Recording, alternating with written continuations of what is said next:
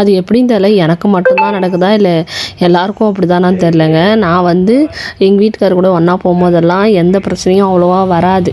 தனியாக போகும்போது தான் அன்றைக்கி ஒரு நாள் போய் காஞ்சிபுரத்தில் தேர் திருவிழான்னு தெரியாமல் போயிட்டு எங்கள் அம்மா வீட்டுக்கு போகாமல் மாட்டிக்கிட்டேன். இன்றைக்கி வந்து எங்கள் அம்மா வீட்டிலேருந்து எங்கள் மாமியார் வீட்டுக்கு போகலான்னப்போ அன்றைக்கி தான் எடப்பாடி சார் வராருன்றதுனால அங்கே ஸ்ட்ரைக் பண்ணிட்டு வழியை மாற்றி விட்டு எப்படி எப்படியோ பண்ணியிருந்தாங்க. ஃபஸ்ட்டு இருந்த இடம் வந்து ஆர்னிக்கூட் ரோடு, செகண்ட் இந்த இடம் வந்து மாம்பாக்கங்க, அதாவது செய்யார் டு ஆர்னி போயிட்டுருக்க ரூட்டில். இங்கே வந்து சூப்பராக பண்ணியிருந்தாங்க. கட் அவுட்லாம் நல்லா பெருசு பெருசாக வச்சு டான்ஸ் பர்ஃபார்மன்ஸ் வேறு, ஃபுல்லாக பீப்புள் வந்து சூப்பராக பண்ணிகிட்டு இருந்தாங்க. அதுமாரி நான் போயிட்டு ரீச் ஆன உடனே அந்த பக்கம் வராராம். நல்ல வேலை பஸ்ஸெலாம் ஸ்டாப் பண்ணி வைக்கல, இல்லைன்னா கடுப்பாயிட்டு இருப்பேன். அன்றைக்கி வேறு தனு வேறு கூப்பிட்டு போகல, அது வரைக்கும் ரொம்ப சந்தோஷம். இன்னும் தனு வேறு கூப்பிட்டு போயிருந்தான், அவன் வேறு ஒரு பக்கம் டென்ஷன் ஆகிட்டு இருப்பான்.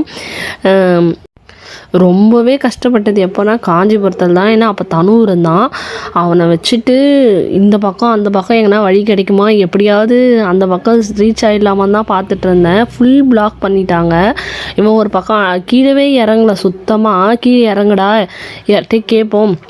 ஆட்டோக்கார் அங்கே வந்து கலெக்டர் ஆஃபீஸ் ஆண்ட வந்து பஸ் போகுதுன்னு சொன்னாங்க. ஸோ அங்கே ரீச் ஆகிட்டா போதும்ன்ட்டு பார்க்கலான்ட்டு கேட்கலான்ட்டு சொன்னால் ஒன்றுமே விடலை. அப்புறம் எங்கள் வீட்டுக்காருக்கு ஃபோன் பண்ணால் அவர் அங்கேருந்து கம்பெனியில் வந்து என்னை கூப்பிட்டு போயிட்டு அங்கே கலெக்டர் ஆஃபீஸ் ஆண்ட விட்டுட்டு பஸ் ஏற்றிட்டு போனார். அவர் வந்த நேரத்துக்கும் கூட்டெல்லாம் கலைஞ்சி தேர்லாம் கலைஞ்சி பஸ் வரத்துக்கும் கரெக்டாகவே போயிடுச்சு.